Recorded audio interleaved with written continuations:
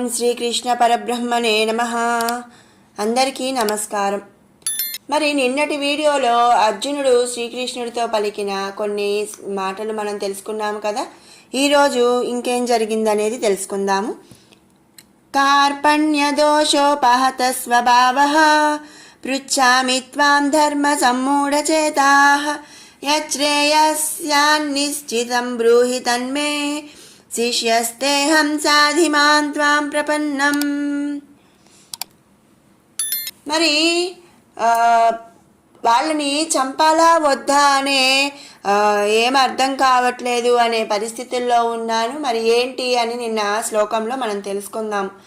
ఇంకా ఏం చెప్తున్నాడు అర్జునుడు అంటే, మరి బంధువధ వంశనాశనములను తలచిన కొలది నా హృదయము దీనముగా విలపించుచున్నది. ధర్మమేంటి అధర్మమేంటి విడదీయలేక నా మనసు స్తబ్దత చెందినది. స్తబ్దత అంటే ఇక ఎలాంటి చలనము లేకుండా ఉండిపోయింది అని చెప్పి చెప్తున్నాడు. మరి చేయాల్సిందేంటి మానాల్సిందేంటి, తగినది కూడనిది విడదీయలేని అధైర్యము నన్ను ఆవరించింది కృష్ణ అని చెప్పి అర్జునుడు తన బాధను చెప్తున్నాడు. మరి అందులకే శ్రీకృష్ణ నిన్ను అడుగుతున్నాను, ఇట్టి నాకు ఏది శ్రేయస్సు అని పెద్దలచే శాస్త్రముచే నిశ్చయింపబడి ఉన్నదో అట్టి చేయదగిన దానిని వివరించుము. మరి నేను నీకు శిష్యుడను కదా, క్రయ విక్రయ అర్హత నీకే ఉన్నది నా యందు. అంతేకాదు నిన్ను శరణాగతి చేయుచున్నాను కృష్ణ. రహస్యములనెల్లా విప్పి బోధించి నన్ను కృతార్థునిని తీర్చిదిద్దుము అని చెప్పి అర్జునుడు అడుగుతున్నాడు. మరి మనం ఎప్పుడైనా మనకి ఏం ఆ పని చేయాలా వద్దా, లేకపోతే ఏంటి అసలు అది అందులో మంచి చెడు మరి ఏంటి అనేది మనకి అర్థం కాని సమయంలో మనం సెకండ్ ఒపీనియన్ అని తీసుకుంటూ ఉంటాం కదండి. అంటే మనకి మన పెద్దలని కానీ లేదా బయట వాళ్ళని కానీ, మనకు సన్నిహితులైన వాళ్ళని లేదా మన స్నేహితులని, ఇలా మన ఉన్న సమస్యని బట్టి మనం వేరే వారి యొక్క సలహా అనేది మనం తీసుకుంటూ ఉంటాం కదా. అలాగే ఇక్కడ శ్రీకృష్ణుడితో అర్జునుడు, నేను నీ శిష్యుణ్ణి కాబట్టి నా అందు శరణాగతి అంటే నిన్ను శరణాగతి చేయుచున్నాను. మరి నాకు ఏది మంచిది ఏది చెడ్డది, నేను ఇప్పుడు అసలు ఏం చేయాలి, నాకు శ్రేయస్సు ఏమిటి అనేది నువ్వే నాకు చెప్పు.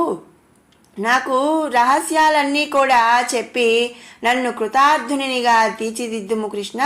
నాలో ఉన్న ఈ భయాన్ని అధైర్యాన్ని పారద్రోలుము కృష్ణ అని చెప్పి అర్జునుడు శ్రీకృష్ణుణ్ణి శరణాగతి చేశాడంట.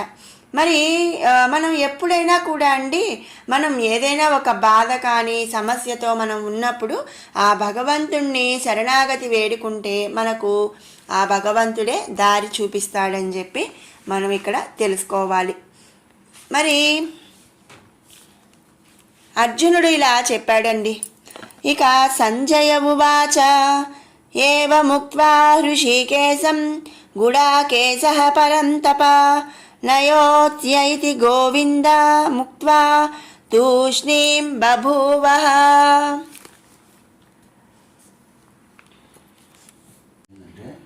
ఏం కావాలి నీకు? మరి ఇంకా ఏం చెప్తున్నాడు అర్జునుడు అంటే, నహి ప్రపశ్యామి మహాపన్యుధ్యాత్. మరి ఇంకా ఏం చెప్తున్నాడు అనంటే, నహి ప్రపశ్యామి మమాపనుధ్యాత్ యచ్చోకముచ్చేషణమింద్రియాణం అవాప్య భూమా వసపత్నమృద్ధం రాజ్యం సురాణమపి చాధిపత్యం. శ్రీకృష్ణ, మరి ఇప్పుడు నాకు కలిగిన ఈ శోకము అంటే ఈ బాధ నా ఇంద్రియములన్నింటినీ ఎండించి తీవ్రముగా తపింపచేయుచున్నది. అంటే నా ఇంద్రియాలన్నిటినీ కూడా నాశనం చేస్తుంది, లేకపోతే ఆగం చేస్తుంది, తీవ్రముగా తపింపచేస్తుంది అని అర్థం అన్నమాట. మరి ఇది తొలగిపోయే ఉపాయం ఏమిటో నాకు తెలియట్లేదు, గోచరించట్లేదు. ఏమి చేసినచో ఈ శోకము చల్లారును. ఘోరమగు యుద్ధము ద్వారా శత్రువులనందరూ అణచివేసి నిష్కంటకముగా భూమినంతను ఏలుట వలన, లేక యుద్ధము మాని అస్త్రములను విడిచి పర్యవసానముగా వారిచే చంపబడి స్వర్గాధిపత్యము నందుట వలన, బంధువులను వధించుట వల్ల కలుగు శోకముపై రెండునూ తీర్చలేవనిపించుచున్నది అని చెప్పి అర్జునుడు అడుగుతున్నాడు అనమాట. అంటే ఏంటంటే మరి ఇక్కడ కలిగిన ఈ యుద్ధ భూమిలో కలిగిన శోకము నా ఇంద్రియాలన్నిటినీ కూడా ఎండించి అంటే పాడు చేసేసి తీవ్రంగా నన్ను తప్పింపజేస్తున్నాయి. మరి నా ఈ శోకము పోవాలి అంటే ఉపాయం ఏంటో నాకు అర్థం కావట్లేదు, ఏం చేయాలో నాకు తెలియట్లేదు. మరి ఈ శోకము ఎలా చల్లారును? యుద్ధం చేసి శత్రువులందరినీ చంపేసి మరి జయం అంటే రాజ్యాన్ని అలాగే ఈ సమస్త భూమండలాన్ని అంతా కూడా ఏలటం వల్ల నా ఈ శోకం పోతుందా? లేక యుద్ధం మానేసి అస్త్రములను విడిచి మరి పర్యవసానంగా మరి అంతే కదండి, అర్జునుడికి శోకము కలిగి బాధ కలిగి వాళ్ళందరినీ ఇష్టం లేక అస్త్రాలను విడిచాడు. మరి కౌరవులు మరి అర్జునుడిని వదిలిపెట్టరు కదండి, కంపల్సరిగా అయితే తప్పనిసరిగా చంపేస్తారు. అలా మరి దాని పర్యవసానంగా చంపబడి చనిపోయిన తర్వాత ఎలాంటి పాపాలు నేను చేయలేదు కాబట్టి స్వర్గాధిపత్యం కలగటం వలన నాకు ఈ శోకం పోతుందా అని చెప్పి అర్జునుడు శ్రీకృష్ణుడిని అడుగుతున్నాడని చెప్పి ఇక్కడ చెప్తున్నారు. తర్వాత ఏం జరిగింది అంటే సంజయ ఉవాచ ఏవముక్త్వా ఋషికేశం గుడాకేశః పరంతప నయోత్యైతి గోవిందముక్త్వా తూష్ణీం బభూవః. మరి సంజయుడు ధృతరాష్ట్రుడితో ఈ భగవద్గీత అంతా కూడా మరి సంజయుడు ధృతరాష్ట్రుడితో చెప్తున్నాడు కదా అని చెప్పి మనం ముందు చెప్పుకున్నాము. భగవద్గీత మొదలుపెట్టినప్పుడు మనం చెప్పుకున్నాము, ధృతరాష్ట్రుడికి ఆ యుద్ధ భూమిలో ఏం జరుగుతుందో తెలుసుకోవాలి అనుకున్నప్పుడు శ్రీకృష్ణ పరమాత్ముడు సంజయుడికి దివ్య దృష్టిని అలాగే అక్కడ జరిగిందంతా కూడా చూడగలిగే శక్తిని ఇచ్చాడు. మరి ఆ సంజయుడు తను యుద్ధ భూమిలో అంతా చూసొచ్చి అక్కడ ఏం జరిగింది అనేది ధృతరాష్ట్రుడికి చెప్తున్నాడు అని చెప్పి మనం ముందు మనం చెప్పుకున్నాము. మరి ఇక్కడ సంజయుడు ధృతరాష్ట్రుడితో ఏం చెప్తున్నాడంటే అర్జునుడు గుడాకేశుడు. మరి గుడాకేశుడు అంటే గుడా అంటే ఏంటంటే నిద్ర బద్ధకములను జయించిన వీరుడు గుడాకేశుడు. గుడా అంటే నిద్ర బద్ధకం, మరి కేశుడు అంటే జయించినవాడు, ఆ నిద్రను బద్ధకాలను జయించినవాడు. కాబట్టి అర్జునుడు గుడాకేశుడు అని చెప్పి మనకి తెలుస్తుంది. తన ప్రతాపముతో శత్రువులను నిర్వీర్యులను చేయి సామర్థ్యము ఉన్నవాడనమాట. అంటే తను ముందు ఎలాంటి శత్రువైనా కూడా తప్పనిసరిగా అతనిని నిర్వీర్యుడిని చేసి అర్జునుడు జయం పొందగలిగే సామర్థ్యుడని మనం చెప్పుకుంటున్నాం. అయినా కూడా శ్రీకృష్ణుడు హృషికేశుడు కదా.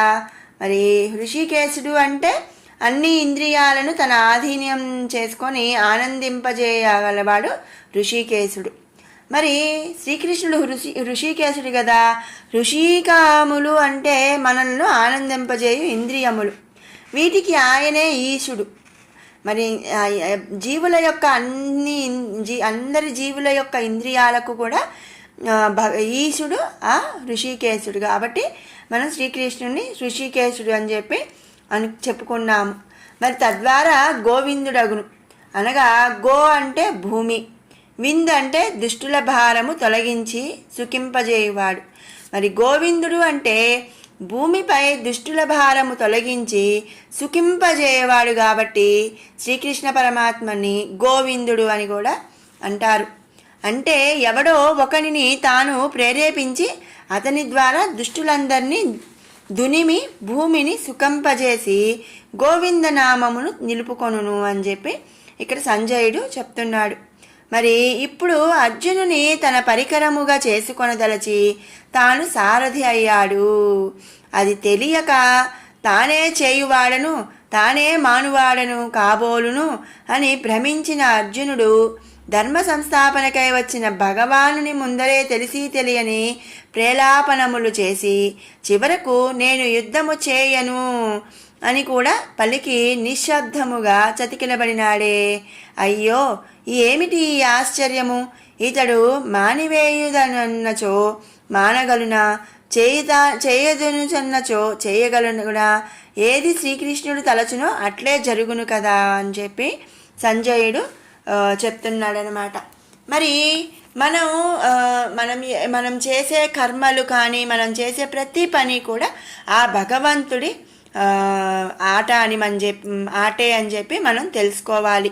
అంతేకాని నేను ఉన్నవాడిని, లేక నేను వాడు లేనివాడు, లేక నేను ఎంత పనైనా చేయగలను, నేను ఈ పని చేయగలను ఆ పని చేయలేను, నేను ఇట్లా మనం ఏవి అనుకున్నా కూడా మనం ప్రతిదీ కూడా నేను నేను నేను అని మనం అనుకుంటూ ఉంటాము. మనం ఏ పని చేసినా కూడా ఆ పని ఆ భగవంతుడు, ఆ గోవిందుడు, ఆ ఋషికేశుడు చేపిస్తున్నాడే తప్పించి మనది ఏమీ లేదనమాట. ఆ ఆత్మజ్ఞానాన్ని తెలుసుకున్న రోజు వారికి పరిపూర్ణ అంటే ఆత్మజ్ఞానం, ఆత్మానందము కలుగుతుందని చెప్పి మనం తెలుసుకోవాలి. పరమాత్మ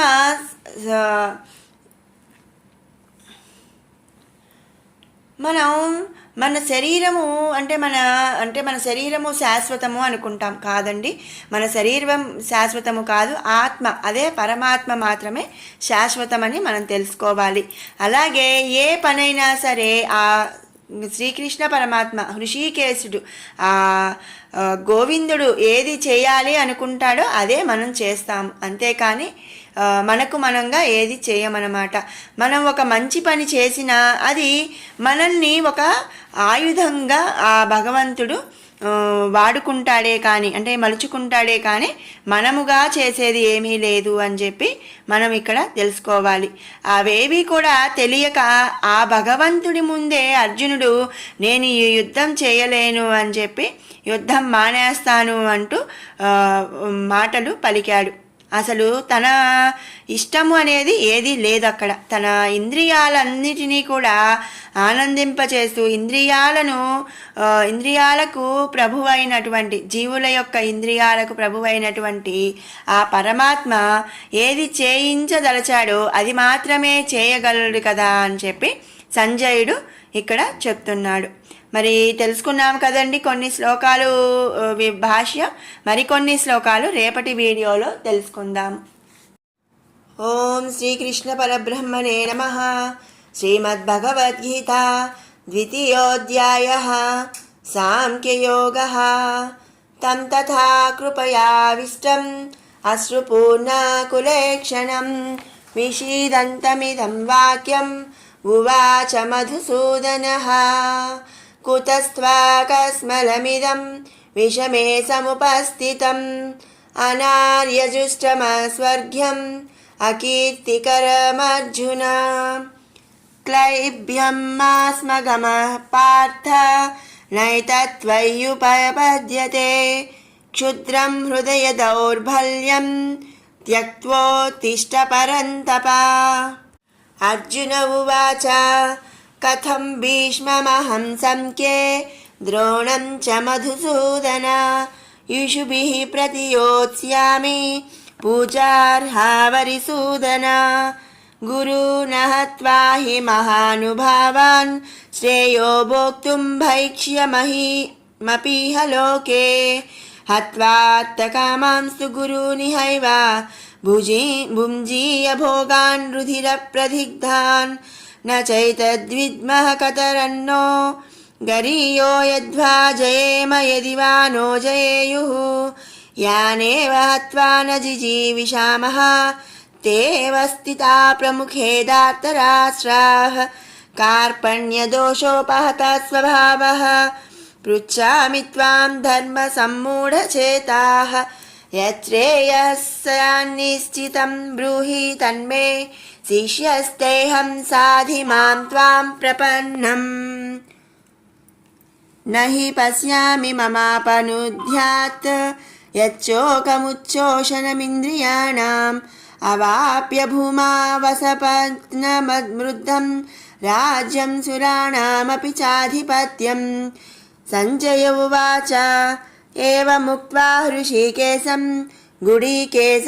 गुडाकेशः परं तप नयोत्स्य इति गोविन्दमुक्त्वा तूष्णीं बभूवः तमुवाच हृषीकेशः प्रहसन्निव भारत सेनयोरुभयोर्मध्ये विषीदन्तमिदं वचः भगवानुवाच अशोच्यानन्वशोचस्त्वं प्रज्ञावादांश्च भाषसे गतासु न गतासूंश्च नानुशोचन्ति पण्डिताः न त्वेहवाहं जातुनासं न त्वं नेमे जनाधिपः न चैव न भविष्यामः सर्वे वयमतः परम् देहिनोऽस्मिन् यथा देहे कौमारं यौवनं जरा तथा देहान्तरप्राप्तिः धीरस्तत्र न मुह्यति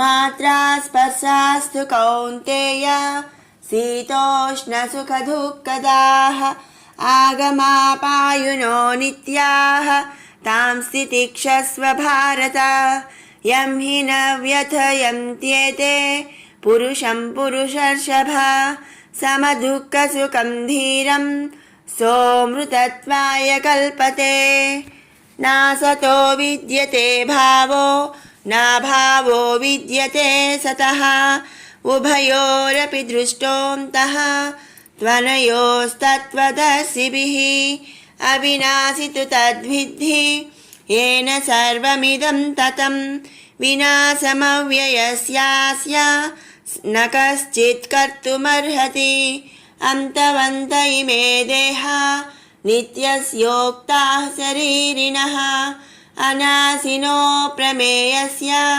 तस्माद्युध्यस्व भारत य एनं वेत्ति हन्तारं यश्चैनं मन्यते हतम् उभौ तौ न विजानीतो नायं हन्ति न हन्यते न जायते म्रियते वा कदाचित् नायं भूत्वा भविता वाह न भूयः अजो नित्यः शाश्वतोऽयं पुराणो न हन्यते हन्यमाने शरीरे। ॐ श्रीकृष्ण परब्रह्मणे नमः।